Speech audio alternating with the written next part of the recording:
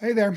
In today's episode, we're going to move into a section of the Bible that is probably sewn into more pillows and made into more Instagram memes and so on than any other parts of the Bible. We're going to be looking at what are known as the wisdom books or the poetry books. This is where the Psalms are, this is where the Proverbs are. But you've also got interesting books in there like Job and Song of Solomon that we often quite don't know what to do with. So, the wisdom and poetry books, the books that run from Job through Solomon, in the episode 5 of this How to Read the Bible series that we're going through. So let's first of all, we're talking wisdom slash poetry books. So what's the difference between the two? Uh, Basically, you can break them down this way. The wisdom books are Job and Proverbs and Ecclesiastes. The poetry books are Psalms and Song of Solomon. So there's 5 books total. Psalms and Song of Solomon are definitely written as poems and need to be read as poems. Job, Proverbs, and Ecclesiastes have some poetic elements to them, but it's really more about the content of the wisdom that they're sharing than about the manner in which they're written. So the primary difference between designating a book wisdom or poetry is when you're calling something poetry, you're talking about the literary style, whereas when you're talking about wisdom, you're talking about content. So that's really the primary difference that we're looking at here. So let's take a look at them. First of all, wisdom and poetry separately, and then we'll combine them and see some principles for about how we read them. First of all, let's take a look at the wisdom books. What is the biggest mistake that we make when we're reading wisdom literature? And it's this: we tend to see it in pieces without the big picture.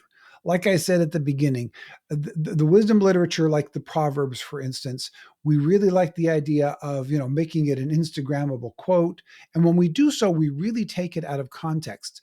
And this is especially challenging with wisdom literature because these 3 books, again, we're talking about Job and Proverbs and Ecclesiastes. Job, especially, is very much told within a context of a story. There is a narrative element to it. And you've got over half of the book that is quoting his friends, who, in fact, are then at the end of the book told by God that they were wrong, right? So if you're going to be quoting one of Job's friends and putting it on an Instagram post as though it's wisdom, and you're actually quoting something that God later on says is wrong. But quite often it sounds wise because, well, that's what they were doing. They were giving their own earthly wisdom given their limited understanding of what was happening to Job. So if you don't understand, hey, this is one of the friends who's saying something that God is later on going to say, no, you're wrong, then you can be using it in the wrong way. Or you can read it in a way where you take it into your own heart and think, oh, that's really smart. I think I'll do that. And you're applying something that God specifically says no. So we need to stop seeing it just in pieces, and we've got to see the bigger picture. For instance, another part of wisdom literature, the book of Ecclesiastes, written by Solomon, the wisest man who ever lived, but written by him at the end of his days when he's an old and bitter man, when he had let all of his wives turn his head and his heart in the wrong directions. And if we read Ecclesiastes wrong, we can read Ecclesiastes as though it's God speaking wisdom to us, but it's not.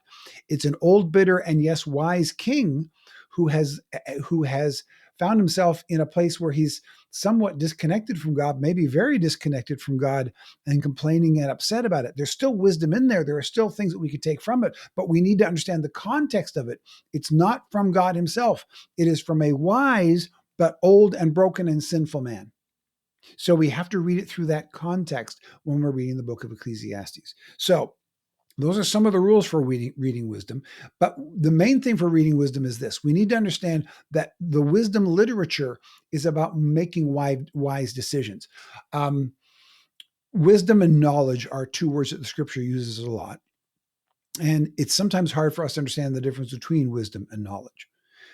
Knowledge is facts. Knowledge is knowing certain things. I can read a book and gain knowledge. I can memorize equations and gain knowledge. But having knowledge without the wisdom to know how to use the knowledge correctly is a problem. Wisdom is not about knowing things.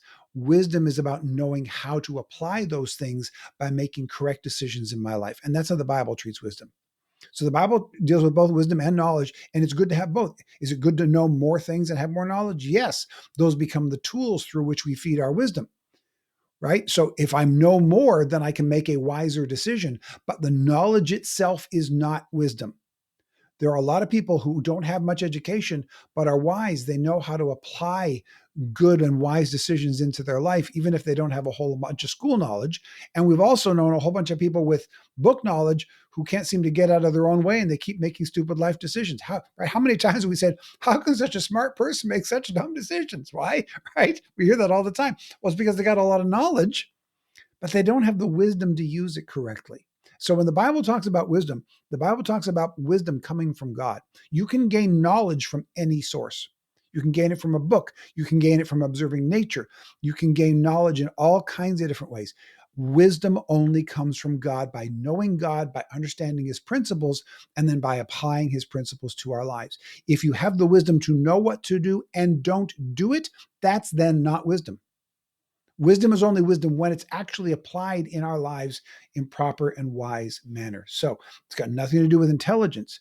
It has everything to do with character and with godliness and behavior. So that's an idea behind wisdom literature. When we're reading wisdom literature, we're looking at what is this telling me about how to live correctly in my own life. So even as we're reading about from the context of an old and broken king in Ecclesiastes, or we're reading Job and a whole bunch of smart people who are giving bad advice, right? Or Proverbs that has all kinds of wonderful pieces of wisdom about how to apply to our lives. And Proverbs is much more directly there. Most of the time, we can take a proverb and apply it directly to our lives, because while it's filtered through Solomon and through other people who wrote Proverbs, he's not the only one who did. They are not like Ecclesiastes or like Job, where there's a whole bunch of bad advice in there as well that we have to filter through. But it's only wise when we actually apply it properly to our lives through the filter of God's wisdom in our hearts and in our lives. So wisdom is about making wise life decisions. So that's what wisdom literature looks like, and a way to approach that. What about the poetry books? So the books of Psalms and Song of Solomon particularly. Well, there are a couple things about poetry that we need to understand when we're looking at poetry in scripture. When we think of poetry, we think of things that rhyme and things that flow. So they've got a certain meter to them and they've got a rhyme at the end of them. That's not how Hebrew poetry works at all. Not just because it's been translated into another language, but Hebrew poetry never ever has the kind of meter that we're used to, the kind of dum da dum da dum da dum dum da dum da dum da dum, right? That's how we're used to hearing poetry, and then we're used to hearing it rhyme at the end. Hebrew doesn't do either of those things.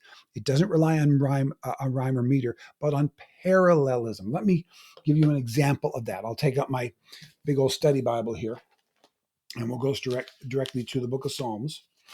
In Psalm 1, if you want to get a great example of the kind of parallelism that exists in all of the poetry in Scripture, Psalm 1 is a great place to go. So I probably should have tagged that so you didn't have to wait for me to find it, but here we go. Okay.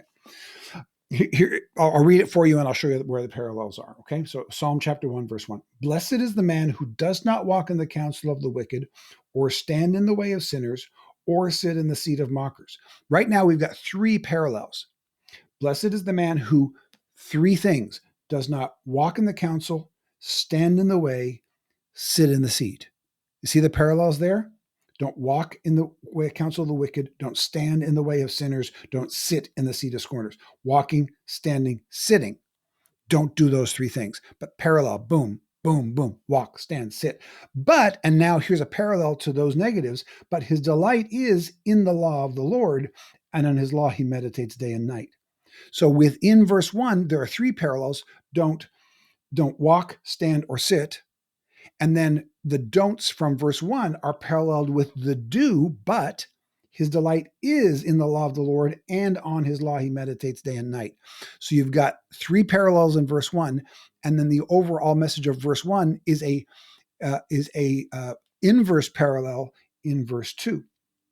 And then we go to verse 3. He is like a tree planted by streams of water, which yields fruit in its season, whose leaf does not wither. Whatever he does will prosper. So that he's talking about the righteous man. Now the parallel is not so the wicked. They are like chaff. So the righteous is like a tree. The wicked is like chaff. The righteous is planted by streams of water. The wicked, the wind blows away. Okay. So verse 3 and verse 4 uses similar imagery to convey opposite ideas about the righteous are a tree by the streams of water that yields fruit. The wicked are like chaff that blows away. See the difference? And if you look through Hebrew poetry, you see it over and over and over again. So one of the points to note when you're reading through Hebrew poetry, Psalms and the Song of Solomon, is to make sure you're not just getting one part of the parallel without the other part. Because if you only read one side of the coin, right, and you don't read the flip side of the coin, you might only be getting half the strength of the message. So you always want to read the entire parallel together as you go through it. So that's what you're looking for. Look for the parallelism. It's there, and then it will also bring a real strength to what the poetry is trying to say. Okay, so that's one of the things that we want to do. Recognize the parallelism. Next, what is the biggest challenge in reading the Psalms? And it's this: we need to recognize that it's a record of God, of us speaking to God, and not God speaking to us. Right? Through the rest of Scripture, even though it is human beings acting and speaking and doing things, we talked about it last time. God is the narrator of the narratives, so God is giving us that message. But in the Psalms, especially in the Psalms, it is us speaking to God. So there are times when David, for instance, he writes a psalm at a time that he's angry and feeling separated from God, and he gets angry at God, and he says, God, I want you to bash my enemies' teeth in. I want you to throw their babies against the rocks. And we read that and go, oh, how horrible that God would do that. No, this is a sinful human being, David, angry at his enemies and asking God for something entirely inappropriate. But you'll notice God nowhere says, oh, okay, I'll do that for you. So there are people who look at Bible cynically and go, oh, the Bible's full of terrible things. It's filled with a God who wants to bash babies' heads against the rocks. No, that's not what, no. David is asking that of God, and God's response is, no, I'm not going to do that because that's not my will. That's not my character. Okay. But we won't see that if we don't understand that. Okay. So when you're reading the Gospels, when you're reading the New Testament letters, for instance, the communication is from God to us, even though it's written from Paul to another church. The big meta narrative of it is God speaking to us. In the Psalms, it's reversed. It's us talking to God. And we have to filter it that way, or we will misunderstand it a whole bunch of different times. It is the biggest challenge of reading the Psalms, is trying to keep the direction of the monologue in mind, that it's going up to God and not coming down from God to us. Now, one of the other books in the poetry books, of course, is Proverbs. And as we're reading the book of Proverbs, what we have to realize is this: the Proverbs don't link together as a story, but they do have opposites that need to be kept in balance because of the poetry of it. Okay, so there are times some individual verses of Proverbs stand by themselves, and the parallel is within the verse. Sometimes there's an entire chapter about what, like the virtuous woman chapter, right? That's an entire chapter about what a virtuous woman is like, so that needs to be taken at a time. So we need to find where the proverb begins and ends and take each proverb on its own, but also look for the parallelism within it, because that gives you the strength of it and a fuller understanding of what's going on. Same thing with the Song of Solomon, which we're not going to get into in detail because there's just so much going on there.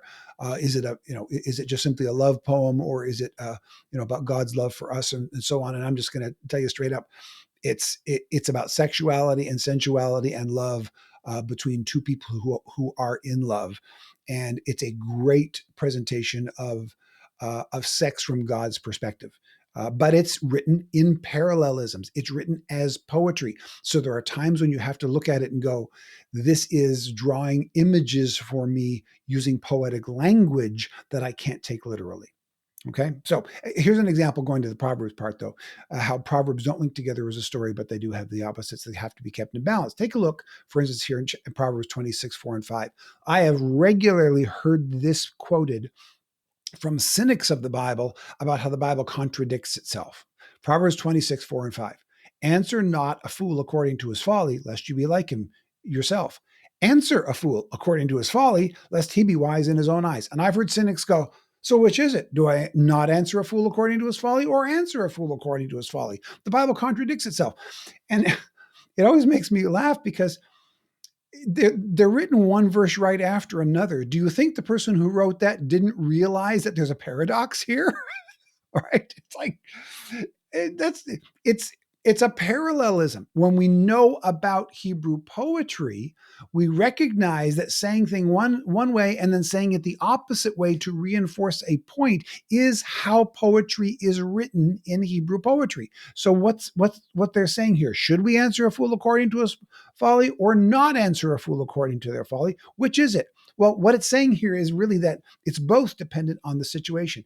In verse 4, answer not a fool according to his folly, lest you be like him yourself. It's saying don't engage in foolish arguments with foolish people. You'll just, it's you get in the mud, you're going to look like a pig, right? It's the same thing.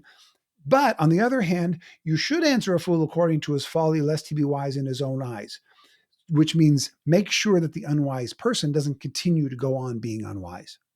So don't first part of it is saying don't engage in foolish talk because you'll just end up having foolish talk yourself, but don't let incorrect statements stand. They need to be corrected as well. That's what it's saying. But it's being done with these parallels because that's how the poetry works. They have to stick to the rules of poetry to be in a poetry book. Just like our poetry has to have meter and has to have rhyme, theirs had parallelism. So that's what we need to understand when we're reading it. Otherwise, if we're just, and this is really hard for folks like me, I'm not into poetry. I'm very much just tell me the facts and let me get at it. So to me, I want to just simply look at the content and tell me what the content says. But when I read the poetry books of the Bible, I've got to stop constantly and tell myself, no, there is a structure here to the poetry that is speaking to me as much and sometimes more than the content of the words. And that's hard for me to bend my mind around. If you're a more literal person, or if you're somebody who likes to look at logic rather than the beauty of the flow of the language, that's a change of our brain that we need to make. But we have to do it when we're in these books. That's how they were written. Okay, now in summary of the wisdom and literature together, these books rely very heavily on figures of speech. So as we're reading through them, we have to step aside from our literal understanding of most of these things. Here's an example of it. Proverbs 22, verse 14. The mouth of an adulterous woman is a deep pit. A man who is under the Lord's wrath falls into it. Don't take that literally, right? Literally means that a woman who's adulterous literally has a mouth so large that it can consume an adult male, right? That's obviously, it's not being literal here. So as we go through the poetry books, there are figures of speech all the way through scripture, but especially in the books of poetry. Some of them are as obvious as that. Some of them are not as obvious, but we need to pause every once in a while. If you have a hard time understanding any part of poetry or wisdom, first of all, look for the parallelism and see if that helps you. Secondly, ask yourself, is there a figure of speech in here that I'm not recognizing because it's a subtle figure of speech? In the last episode, for instance, we talked about the usage of heart in the Bible. That's a figure of speech. Love the Lord your God with all your heart. That's a figure of speech because we're not talking about loving God with the physical organ in our body. The physical heart in our body pumps blood. It doesn't love God. It just simply is an organ that pumps blood, right? But when it says with all your heart, it's figurative language. For us, that means with all your emotions, but it didn't mean that to them. To them, the figure of speech, the heart, meant your character. They didn't use the heart to refer to emotion. They used the bowels to refer to emotion. They used the heart to refer to your character. So when it says love the Lord your God with all your heart, it doesn't mean with all your emotions. It means love the Lord your God with your behavior, with your character, with the kind of person you are. But we go by it really quickly because we recognize, okay, heart's a figure of speech, but we assume that we know what the figure of speech is, and it's different there. So the books rely very heavily on figures of speech. We have to be careful and pause and ask ourselves, is this a figure of speech here, and am I using it accurately? And we also have to recognize that these books are filled with principles, not promises. There was an old song we sang years and years ago, every promise in the book is mine. And even as a kid, I never liked singing it because I thought there's some pretty harsh promises in there. Like, if you don't come back to me, you're going to be in trouble. It's like, why am I claiming that promise? Plus, there's a lot of things that we think are promises, but they're not. When you read through the Psalms, when you read through the Proverbs, and it says things like, a wise man will live a long life, a wise man will be healthy, and so on. That is not a promise that if you follow God, you will not die early. There are a lot of godly people who have been martyred for their faith or have stepped out in front of a bus by mistake. But in general, a godly life will in general lead to longer and healthier life, because you won't be engaging in patterns of behavior that will cause you further illness or cause your enemies to want to kill you or whatever. In general, people who observe scriptural principles for their life end up living healthier, happier, and longer lives. But that's not a promise, that's a principle. So we have to be sure, don't claim it as a promise. And then if you have a loss in your life and then you give up on God and go, well, God promised me that if I prayed for my kids, they'd all be Christians. Well, no, that's a basic principle. It's not a promise. It's a principle that if we live a godly life and we live it in front of our kids, that when they're old, they won't depart from that. That's not a promise. That's a principle. That kids raised in godly homes tend more often than not to be Christians more than the general population. Principle, not promise. So we have to be careful about how we read that. If we read these principles as promises, we are often likely to be disappointed and maybe even lose our faith. But it's not God's fault. It's because we misread what was intended to be a principle as a promise. So there is no guarantees in these. There are principles, not promises. And then, as we said already, wisdom and poetry books need to be read as poetry, which means they use literary tools and we need to recognize them. They use tools like exaggeration. We saw that one recently where the adulteress's mouth is wide enough to swallow a man whole, right? Well, that's an exaggeration to make a point. There are parallels. A positive, balanced with a negative, or positive to negative, right? There are parallels. And there are tons of figures of speech all over the place that we need to recognize. So they use these literary tools to convey principles and not to teach theology. A couple episodes from now, we will get to talk through the epistles, the letters of the New Testament that are directly written to teach theology and to teach Christian behavior. That we can't read the poetry books like we're reading the New Testament epistles. You cannot read Proverbs or Psalms like you're reading Romans or Ephesians. You can't do it. They're not designed to do the same thing. Romans and Ephesians are not designed to tell us how Christians should think and how Christians should behave. It's designed to give us theology. Ecclesiastes is not written to tell Christians how to behave. It's not. It's different. It uses literary tools to convey basic life principles, but not to teach direct theology. Again, if you're hearing this for the first time, some of this might be confusing. You may need to go back and read and listen to it again one more time. As I've said earlier, I do that regularly. When I read the Bible, I regularly go back through my own notes to remind myself. Like every time as I'm reading through the Bible, when I hit a different segment of scripture, I will look through my own notes to say, okay, now that I'm in poetry, how do I read it? What am I looking for here? Different than what I looked for in the narrative books, different than what I will look for in the Gospels later. So it's something to come back to, remind ourselves of on a regular basis. But when we do so, we get a richer experience, a deeper experience, and quite simply a more accurate understanding of what the Bible is trying to tell us. So that's it for the Wisdom and Poetry books. Next time, we're going to take a look at probably the hardest to read and easiest to misunderstand sections of Scripture, which is the Old Testament prophets in Isaiah to Malachi. There's a ton of great stuff in there, but if we don't have the good principles, we can really get lost in the weeds there. More people have probably given up in reading the Bible by trying to wade their way through the prophets than maybe anywhere else, maybe with the exception of some of the law books in the first 5, but it's a challenge. But if we know the principles, we'll get more out of that too. So that'll be on our next episode. Come back for that. We'll see you then.